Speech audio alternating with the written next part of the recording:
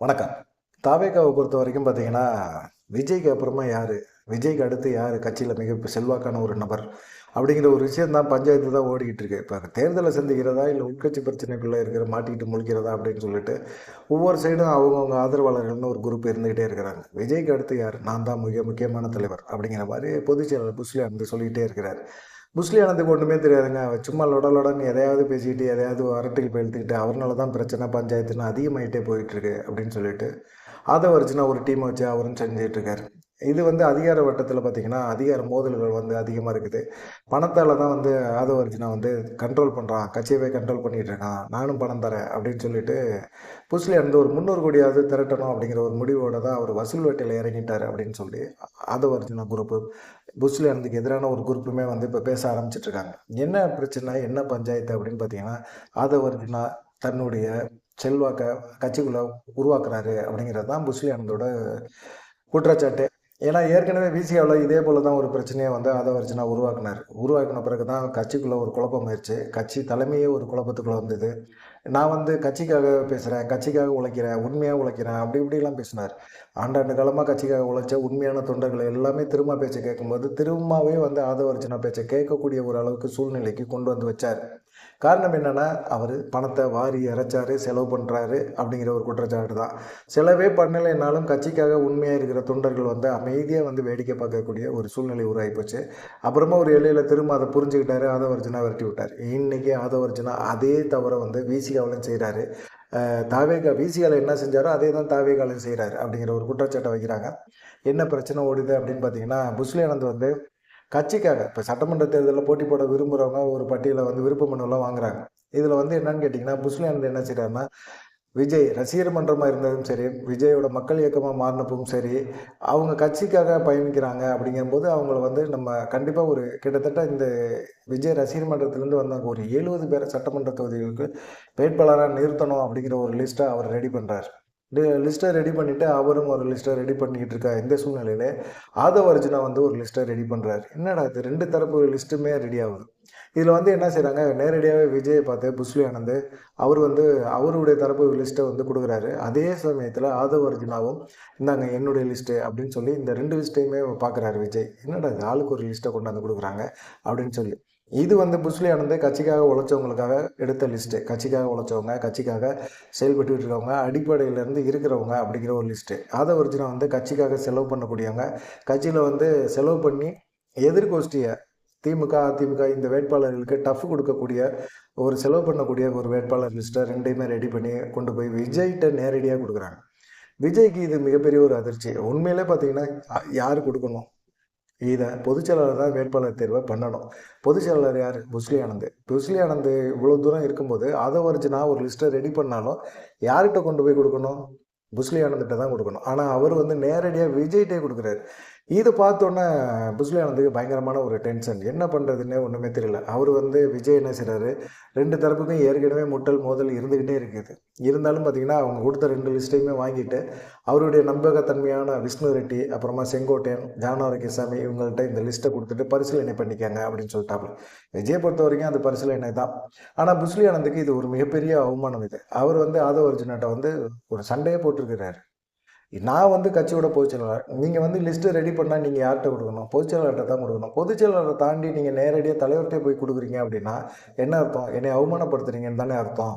அப்படிங்கிற ஒரு இத பண்றாரு. அப்போ வந்து ஆதவ அர்ஜுனா கேட்கிறாரு, வாய்ஸ் ஆஃப் காமர்ஸ் வந்து மாசம் ஒரு ரூ. 3,00,00,000 செலவு பண்றோம். அந்த இதுக்காக. யாருக்காக செலவு பண்றோம்? விஜய்க்காகவும், கட்சிக்காகவும், நாங்க அந்த நிகழ்ச்சிகள்லாம் ஒளிபரப்பு பண்றதுக்கும் நாங்க செலவு பண்ணிட்டு இருக்கோம். அப்போ இந்த ரூ. 3,00,00,000 யார் தரணும்? கட்சியில இருக்கவங்க எல்லாருமே தரணும். காசுன்னா ஓடி ஒளிஞ்சுக்கிறீங்கல்ல. ஏன் கட்சிக்காக செயல்பட மாட்டேங்கிறீங்க? அன்னைக்கு நான் கரூர்ல ஒரு 41 பேர் இறந்து போனாங்கல்ல. அந்த இறப்புக்கு யாரு காரணம்? நீங்க வந்து எல்லா மாவட்டத்துல இருந்த ரசிகர்களையும், தொண்டர்களையும் வாங்க, கரூருக்கு வாங்க, கரூர்ல நம்மளோட பலத்த காட்டுறோம்ன்னு சொன்னீங்க. பண பலத்த காட்டுறேன்னு சொல்லிட்டு கடைசியில பொணமாக்கி விட்டு அனுப்பிச்சு விட்டீங்க அப்படிங்கிற மாரி கத்தியிருக்கிறாரு. அதுவும் இல்லாம அந்த குடும்பத்துக்கு ரூ. 20,00,000 தலைவர் குடுத்தார்ல. அந்த பணம்லாம் யார் குடுத்தது? நான் குடுத்த பணம் தான். இந்த பணம்லாம் நீங்க பணம் அப்படின்னு சொன்னோம்னா உடனே ஓடிறீங்கல்ல. நான் எல்லாத்துக்கும் வாரி இறைக்கிறேன். நான் ஒரு லிஸ்ட்ட குடுக்குறதுல என்ன தப்பு இருக்குது? அப்படின்னு ஆதவ அர்ஜுனா நேரடியா ஆனந்த்ட்ட வந்து வம்பிழுத்துருக்காரு. ஆனந்த் வந்து என்ன சொல்றாரு, "நீ லிஸ்ட்ட ரெடி பண்ணு. அந்த லிஸ்ட்ட வந்து என்ட்ட தானே நீ குடுக்கணும். டைரெக்டாக எப்படி நீ தலைவர்கிட்ட கொடுப்ப? அது வந்து தப்பு இல்லையா? அப்போ பொதுச்செயலாளர்னு என்ன எடுத்துக்கிறீங்க? அப்போ பொதுச்செயலாளர் டம்மியா? பொதுச்செயலாளரை தாண்டி நீங்கள் செயல்படுறீங்க அப்படின்னா, அப்போ எனக்கான மதிப்பு, மரியாதையை வந்து நான் எங்கே கொண்டு போய் கேட்குறது? யார்கிட்ட கேட்குறது? உங்கள்ட்ட தான் நான் கேட்க முடியும். அப்படின்னு சொன்னோன்னே, இல்ல, இல்ல இது பணம் காசுனா நீங்கள் ஓடிறீங்க. நாங்கள் என்ன பண்ண முடியும்? அப்படின்னு சொன்னோன்னே, இந்த சண்டை, சம்பவங்கள் எல்லாமே விஜய் காதுக்கும் போகுது. என்ன பண்ணுறதுன்னு அவருக்கும் ஒன்றும் புரியல. இதை வந்து லிஸ்ட்டை பாருங்கள், யார் என்ன தேர்வாங்கன்னு பார்த்துட்டு அந்த லிஸ்ட்டில் வந்து வேட்பாளர் லிஸ்ட்டை ரெடி பண்ணுங்க அப்படின்னு சொல்லி கொடுத்துட்டாரு. செங்கோட்டையன், ஜான் ஆரோக்கியசாமி, விஷ்ணு ரெட்டி இவங்க 3 பேர் தான் வேட்பாளர் லிஸ்ட்டை தயார் பண்ண போகிறாங்க அப்படிங்கிறது தெரியுது. ஆனால் கட்சியில் பொருளாளர்னு ஒரு வெங்கட்ராமன்னு ஒருத்தர் இருக்கிறார். அவர் வந்து எப்பா எனக்கு மயிலாப்பூர் தொகுதியை மட்டும் கொடுத்துருங்க அப்படின்னு சொல்லிட்டு அவர் தரப்பில் ஒரு 3 பேருக்கு வந்து ரெக்கமெண்ட் பண்ணியிருக்கிறார். அருண்ராஜ் வந்து அவர் வந்து ஏற்கனவே திருச்செங்கோடு இது பண்ணிட்டாரு. அவர் தரப்பில் ஒரு 5 பேர் லிஸ்ட்டை ரெடி பண்ணி அவரும் கொடுத்துட்டு இருக்காரு. இதில் வந்து என்னன்னு கேட்டிங்கன்னா, ஒவ்வொரு தொகுதிக்குமே செங்கோட்டையன் வந்து ஒரு லிஸ்ட்டை எடுத்துருக்கிறார். அதில் வந்து 29 மேற்கு மண்டல தொகுதிகள் வேட்பாளர்கள் அடங்கிய ஒரு லிஸ்ட்டை வந்து செங்கோட்டையன் வந்து அவரும் ரெடி பண்ணி வச்சுருக்காரு. ஒரு தொகுதிக்கு 25 கோடி ரூபா செலவு பண்ணக்கூடிய வேட்பாளர்கள் அந்த லிஸ்ட்டில் இருக்கிறாங்க. அப்படிங்கிறது தான் அவருடைய இது. ஆனால் செங்கோட்டையன்ட்டே வந்து விஜய் கேட்டிருக்கிறாரு, என்னங்க இது விருப்ப மனு தாக்கல் பண்ணியிருக்காங்களா அப்படின்னு கேட்கும்போது, தாக்கல் பண்ணியிருக்கிறாங்க அப்படின்னு சொல்லியிருக்காரு. ஒரு சந்தேகத்தோடு தான் அவருமே பேசியிருக்கிறாரு அப்படிங்கிற மாதிரி தெரியுது. விருப்ப மனு தாக்கல் பண்ணுறாங்க, பண்ணலை, அதை தாண்டி கட்சிக்காக அதுவும் இல்லாமல் தேர்தலை சந்திக்கும் போது ஒரு 25 கோடி ரூபா ஒரு சட்டமன்ற தொகுதிக்கு இவங்களால செலவு பண்ண முடியும் அப்படின்னு சொல்லி ஒரு குறிப்பிட்ட ஒரு 29, 30 தொகுதிகளுக்கு வந்து செங்கோட்டையன் வேட்பாளர்களை வந்து தேர்வு பண்ணி வச்சுருக்காரு, குறிப்பாக கொங்கு பெல்ட்டில். அதனால் பார்த்தீங்கன்னா விஜய் செங்கோட்டையன் தேர்வு பண்ண அந்த லிஸ்ட்டை வந்து ஓகே சொல்லக்கூடிய வாய்ப்புகள் இருக்குது. ஆனால் புஷ்ணி ஆனந்த் தேர்வு பண்ணவர்கள் எல்லாமே பார்த்தீங்கன்னா கட்சிக்கு அடிமட்டத்திலேருந்து உழைச்சிக்கிட்டு வந்துகிட்டு இருக்காங்க. ரசிகர் மன்றத்திலேருந்து, மக்கள் இயக்கத்திலேருந்து, கட்சி தாவேகா கட்சியாக மாறின வரைக்கும் கட்சிக்காக உழைச்சவங்க லிஸ்ட்டை வந்து புஷ்ணி ஆனந்த் தேர்வு பண்ணி வச்சுருக்காரு. ஆனால் அவங்களால செலவு பண்ண முடியாது. இந்த செலவை யார் ஏற்றுக்க முடியும் அப்படிங்கிறது தான் ஒரு கேள்வியாக இருக்குது. இப்போ வந்து என்ன செய்கிறாரு புஷ்லி ஆனந்த், அதை ஒரிஜினா ஒரு சைடு வந்து நமக்கு டார்ச்சரு, ஒரு சைடு ஜான் ஆரோக்கியசாமி டார்ச்சரு, ஒரு சைடு செங்கோட்டையன் இப்போ வந்து ஒரு பணம் வச்சிருக்க ஆட்களுக்காக வேட்பாளராக தேர்வு பண்ணதுக்கான வாய்ப்புகளை உருவாக்குறாரு அப்படிங்கிற மாதிரி அவர் ஒரு இதாகிட்டார். அப்போ வந்து என்ன செய்கிறாரு, ஒரு 128 மாவட்ட செயலர்களையும் கூப்பிட்டு ஒரு ஆலோசனை பண்ணுறாரு. அப்பா சாமி இங்கே வாங்க, உங்களால் இப்போ வந்து உடனே 1,50 கோடி ரூபா ரெடி பண்ணி கொடுங்க அப்படிங்கிற மாதிரி பேசுகிறாரு. 1,50 கோடி ரூபாயா? ஏன்னா எல்லாமே வந்து அடிமட்டத்தில் இருக்கிறவங்க, அவங்கெல்லாம் கட்சிக்காக உழைக்கக்கூடியவங்க, கட்சிக்கு உண்மையாக விசுவாசமாக இருக்கக்கூடிய நபர்கள். 1,50 கோடி ரூபான்னா அவங்களுக்கெல்லாம் மிகப்பெரிய ஒரு அதிர்ச்சி ஆயிடுச்சு.